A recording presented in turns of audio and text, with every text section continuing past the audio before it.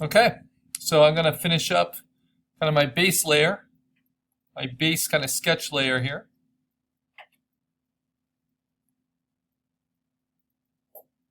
Look at little spots where I need a little bit more value distinction. If it looks ever like it's too line-based, too regular, I'll try to break that up, make it look a little bit more like an underpainting of an actual painting instead of kind of just digital marks that are layered.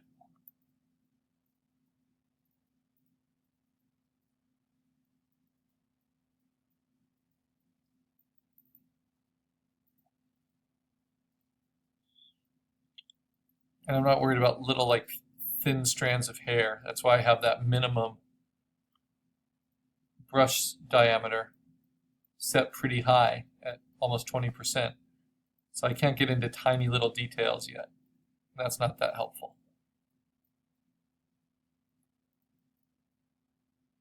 In fact, a little bit of messiness is kind of good at this point. It doesn't lock you into things too surely. Okay, now I'm going to add to my blank white layer a new layer on top of it. I'm going to fill it, edit, fill with middle gray, and I get this. And now I'm going to add to my value layer some bright white. Just in a few areas where it's most visible as I squint. So on the shirt here in the bottom corner, a little bit here coming down to the collar, kind of framing him.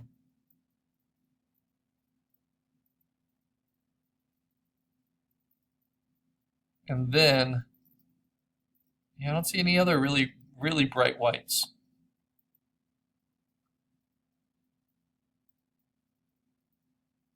Tiniest of a glint of it on the glasses here.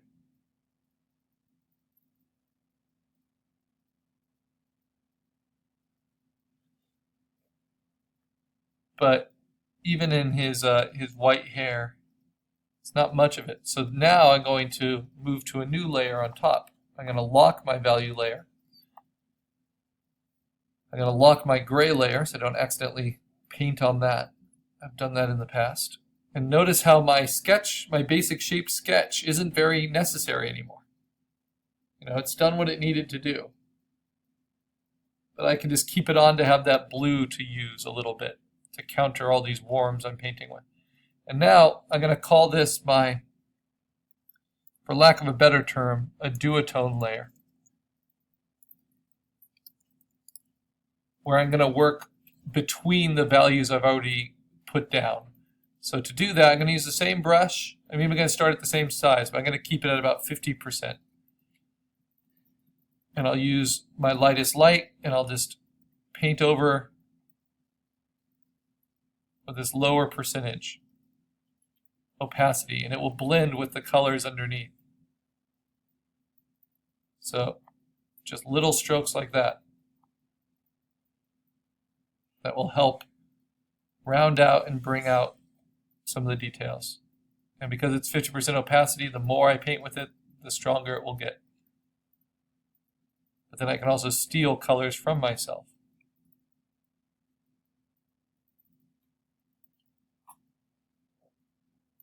To get ones that are more in between.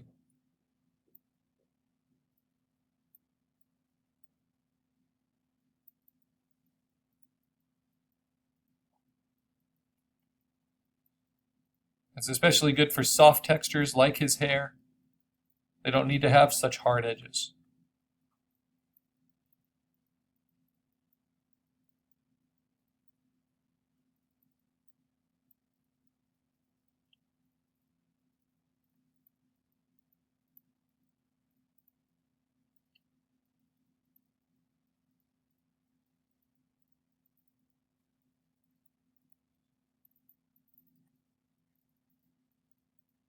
And I can start building a little bit more complexity into those flat tones just by overlaying these 50% layers.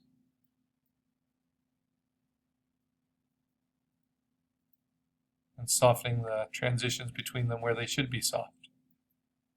There's cast shadows, and then there's form shadows. I want to soften the form shadows. Try to keep the cast shadows pretty crisp.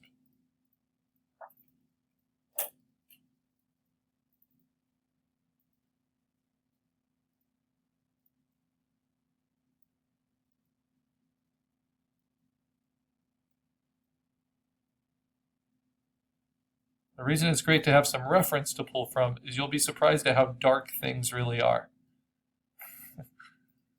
There's not a lot of white. You know, the brightest white in this whole reference is like that.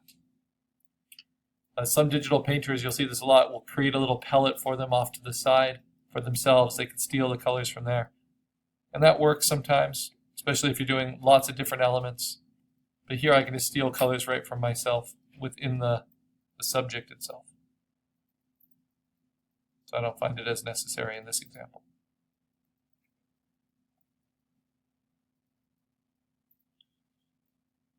Now my brush is still the same size as it was before, but because I have that lower opacity, I'm able to be a little bit more deliberate in how I build up certain edges, certain shapes, like the wrinkles above his glasses or above his nose, that eye ridge, or even the dark value of the glasses themselves. Since I can work between now those 5 or so values I set up before, a little bit more deliberate.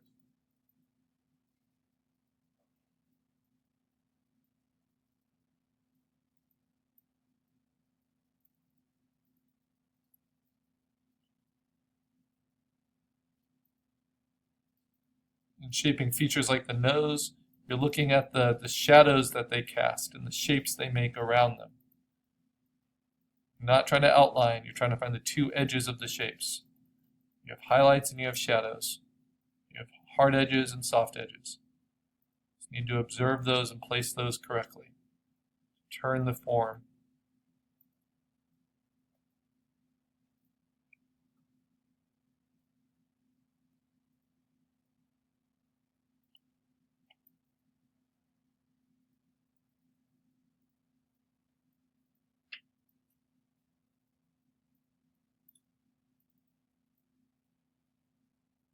And notice I'm not zooming in at all yet. I want to see just the whole thing still as I'm laying this out.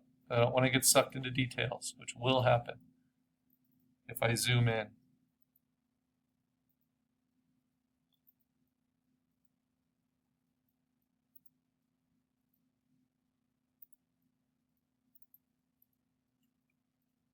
It's kind of just human nature, I think, when doing portrait paintings to try to bring a lot of light and contrast to the eyes.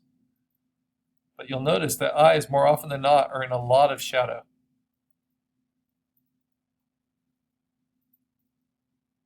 So you just try to observe these things correctly. See, I'm letting a little bit of that blue come through.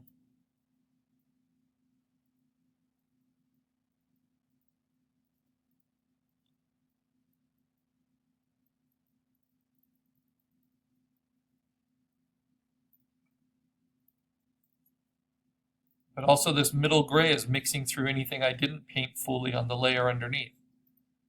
And that's a nice kind of base color to work with. You find things that are lighter than it and things that are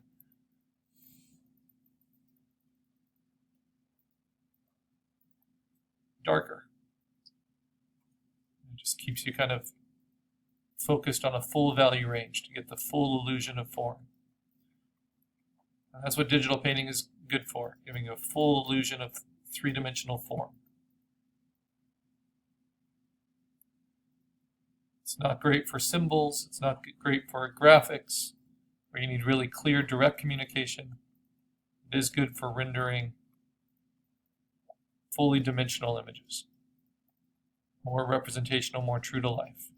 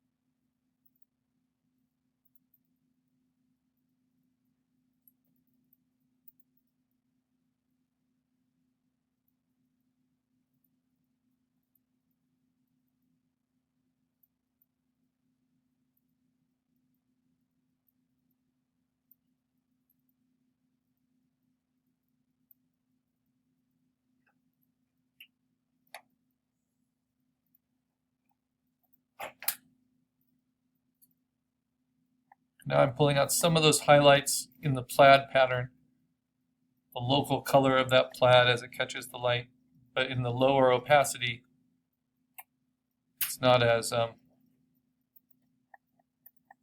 focus pulling from the face.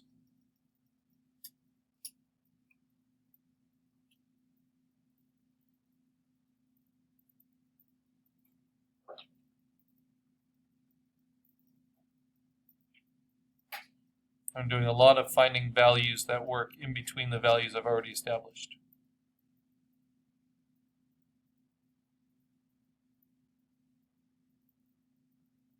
And try not to paint more than I need to really establish it. So you can see this is what I've added to the base color so far. This is getting even a little overworked here in the cheek. So you keep moving across the entirety because you're going for an even finish everywhere.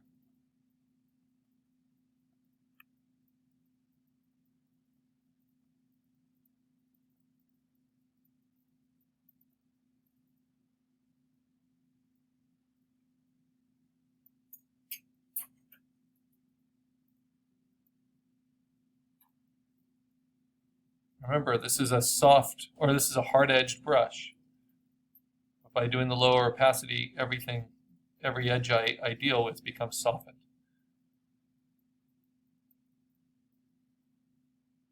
And that can be overdone.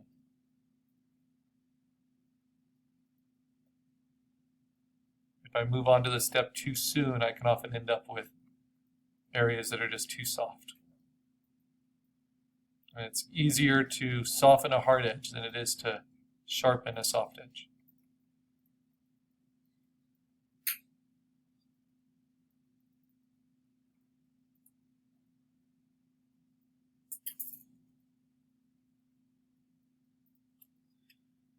Like all digital art, you want to think of what your end product goal is. Is it a big poster print? Is it just something to show up on a web portfolio or on your website? That will help you determine kind of what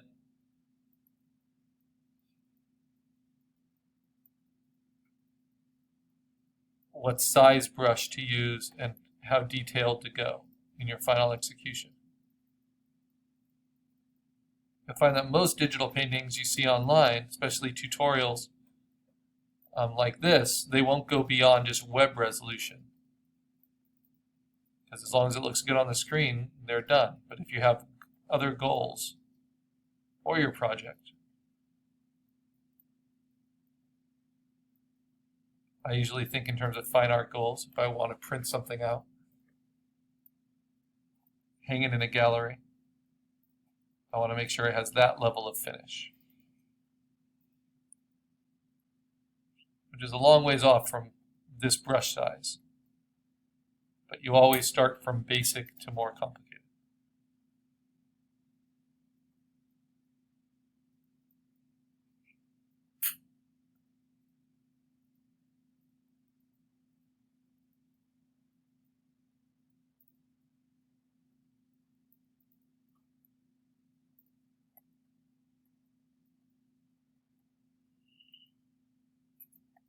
Okay, since I've built up so many in-between values now, I think I'm going to switch to a little bit more opacity, around 80%. So I'm not just